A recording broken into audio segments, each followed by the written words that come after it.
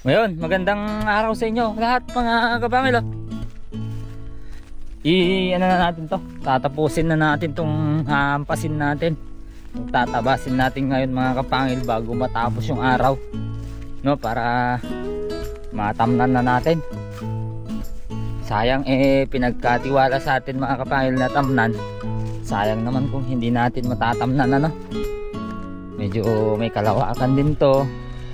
At kung magkataong gumanda-ganda yung tanim, edi lulukanos, pabor din sa atin. Ay, pwede mag-ulam ng ganito ah. Marami na kaya. Ito maganda sa lupa mga kapangil Balak ko itong suntam ng luya. Yan, luya ang pwedeng naiisip kong itanim dito mga kapangil. Pero yung luya kasi nasa 8 buwan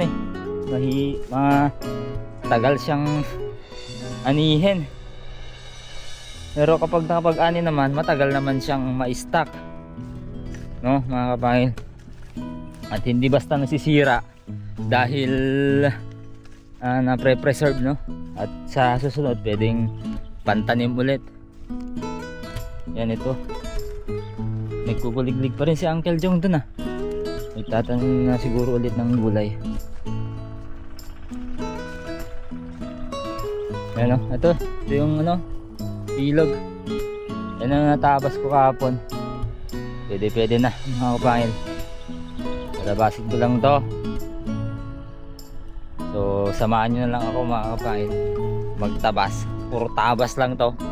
So dahil puro tabas lang to, ay ita-time lapse ko na lang. Okay.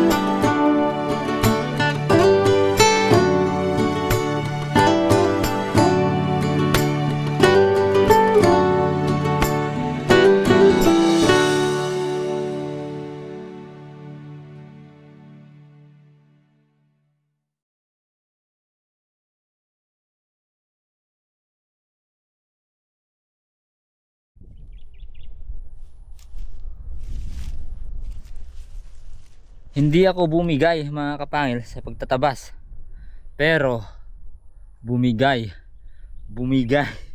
yung pantabas natin, no, tanggal. Ayan. Well, madali lang naman to balik mga kapangil, kasi ito lumuluwang din yan, itong kahoy, kasi habang tumatagal lumalambot yan, kasi softwood lang to mga kapangil, unless kung sana kahoy ng bayabas, yan habang tumatagal yun tumitigas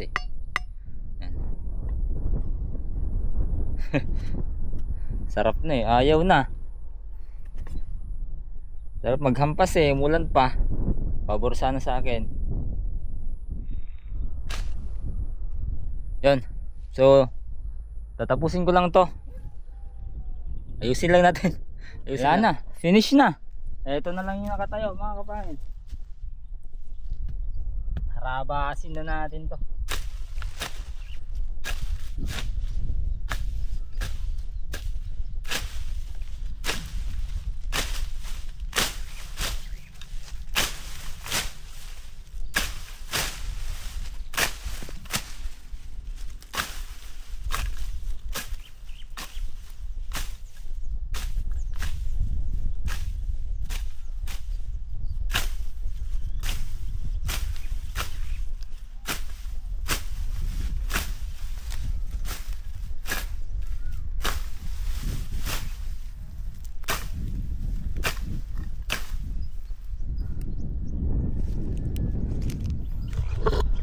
Yan. So di ko na alam kung asan yung tsinelas ko. Ayan. Sarap magbukid mga kapangil. Talagang kailangan lang ng sipag at tiyaga dyan. Tapos huwag kang susuko.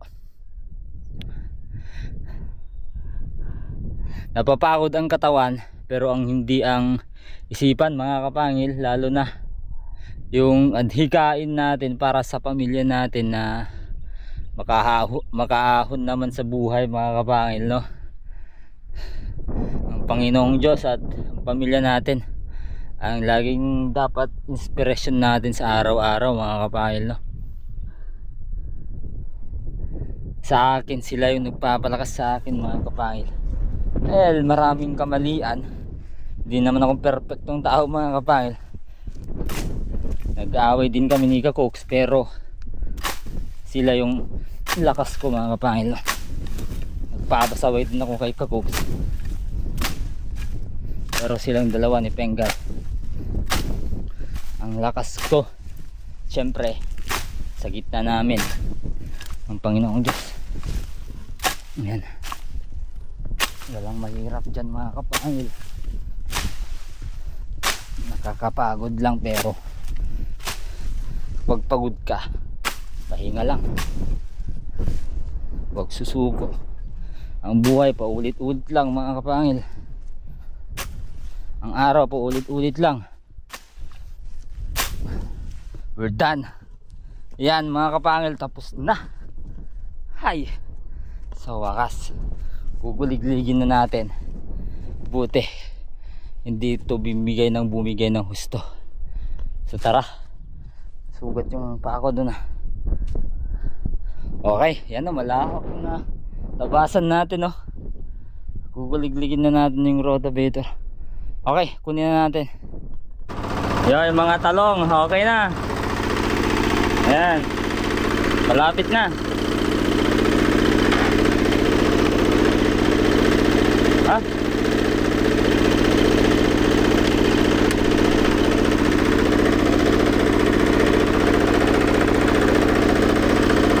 Hindi nakakasya sa susunod, hindi nakakasya tong rotor natin.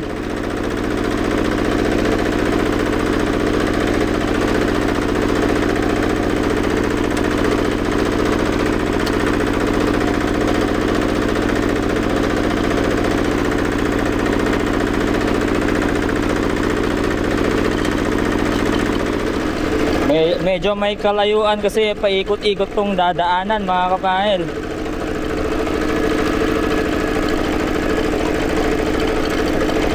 Pero kapag diretso, nasa ano lang yan, 150 meters.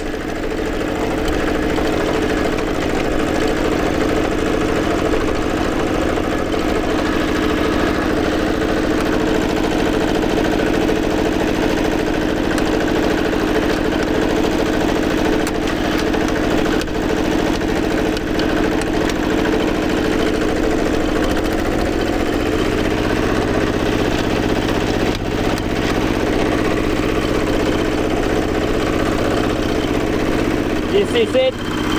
This is it. Sana kaya niya.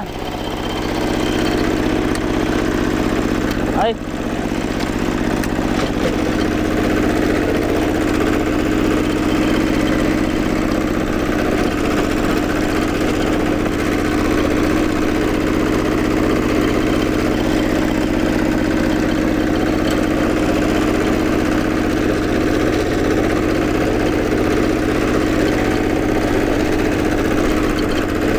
Nako, hanggang hapon to kapag ganito ka bagal, ano?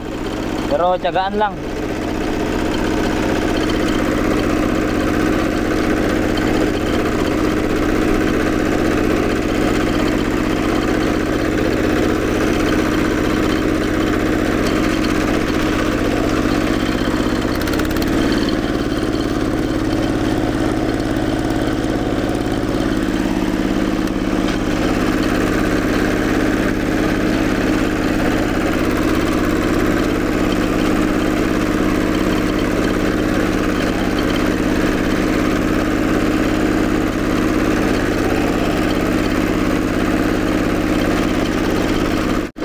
Okay, mamaya ulit mga kapangil. Balik tayo kasi tanghali na. Malawak din yun, oh. Okay, iwan muna kita dito. Yeah. Balik na ako mga kapangil. Nakatulog ako sa sobrang pagod kanina. Nung paggising ko, nako, alas 2 na pala. Pasado alas 2 na pala mga kapangil, no? So, dali-dali na akong bumaba sa bed para banat na naman sa bukid. Hindi daw ako ginising ni Kakusik para makapagpahinga. Kaya yun. Okay naman yun. At least nakapagpahinga yung katawan natin. Tuloy na naman natin to. Yeah. Si ano, yun palang kuliglig. Wala pang naumpisahan halos. Tara.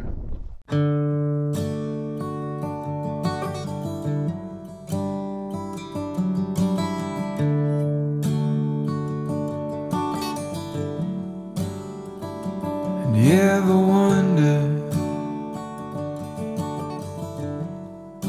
if days like these last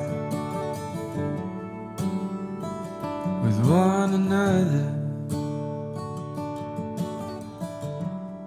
with the feeling pass?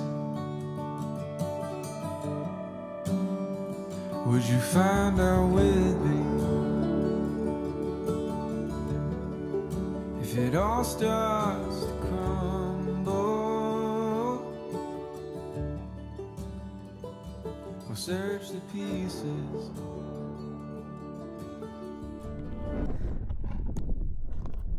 Yun, hindi ko na siya kinuliglig lahat mga kapangil kasi medyo matatagalan eh.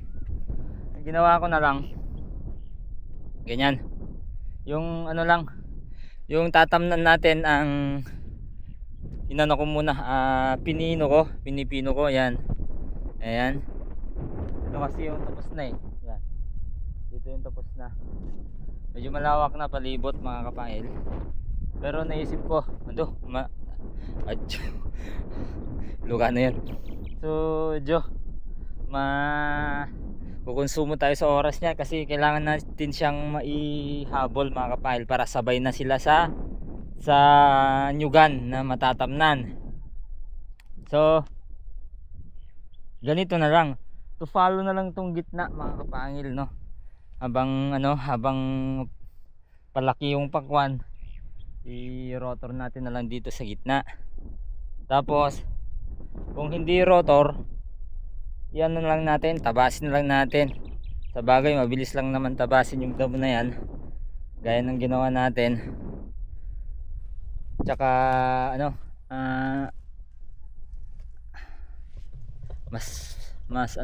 mukhang mas madali kasi kapag rinotor mangangalyo yung kamay. Ang dami ko ng kalyo kapangil. Hindi naman,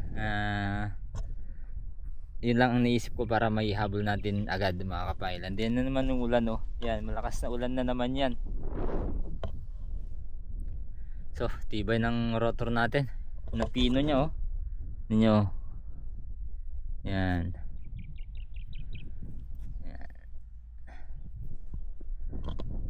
Ayan. So, salamat sa panonood. Sama-sama tayong magkamali, matuto dito sa channel na to mga kapangil. Salamat sa mga bagong salta. Ewan ko kung may mga bagong salta na nanonood sa atin mga kapangil. Tsaka yung iba ay nandito pa rin.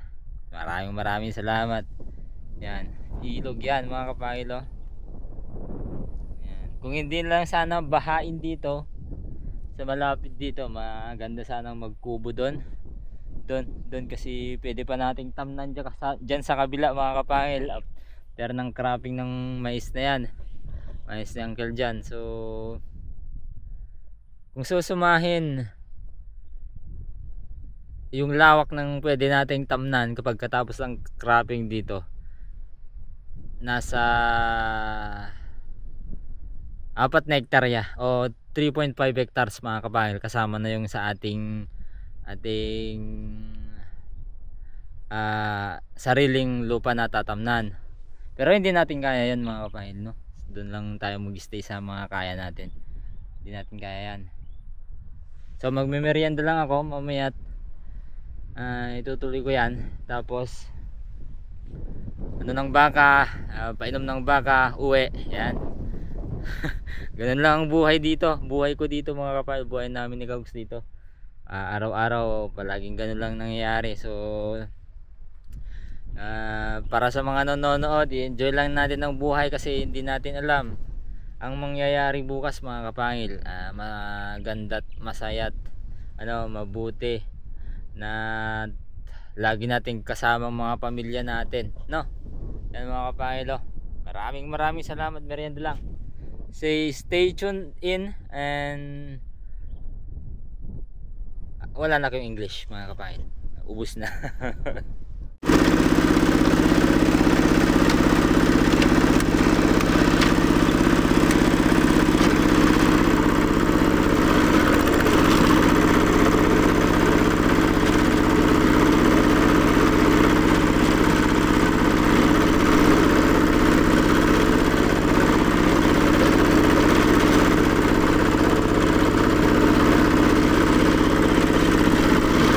Malabong matapos mga kapangil.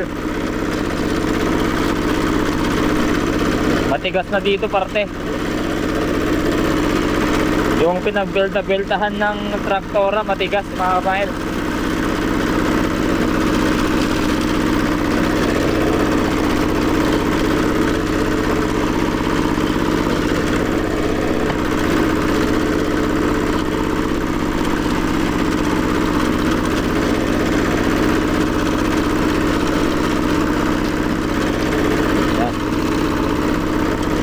Tatyagaan na lang natin, no?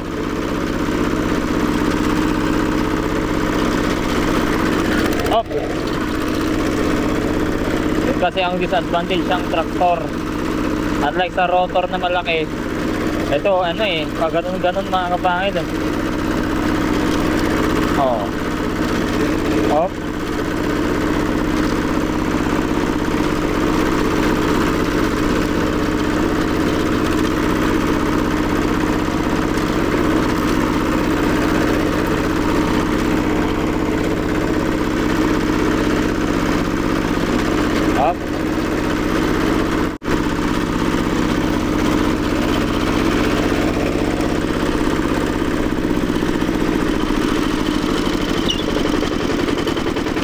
Yun, fall back muna mga kapangil. Hindi kaya, palubog na yung araw. May tatapusin pa tayo dun sa bahay. Baka pa tayo, pero tingnan natin kung kakabalik tayo mamayang gabi. Kahit gabi, tirahin natin yung tirahin ba? Tayo. Kung kaya naman, di kayanin natin, no mga kapangil. Kung hindi naman natin kaya, di wag na natin gawin. Pero dati naman, nung may kubo pang hindi na ilipad, talagang gumagawa ako sa gabi. Ang ganda ng mga kanta ng mga politiko. Papasayaw ka.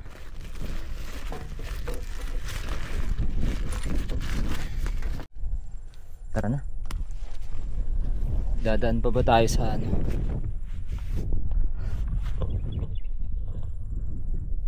Labas! Si Uncle Jun.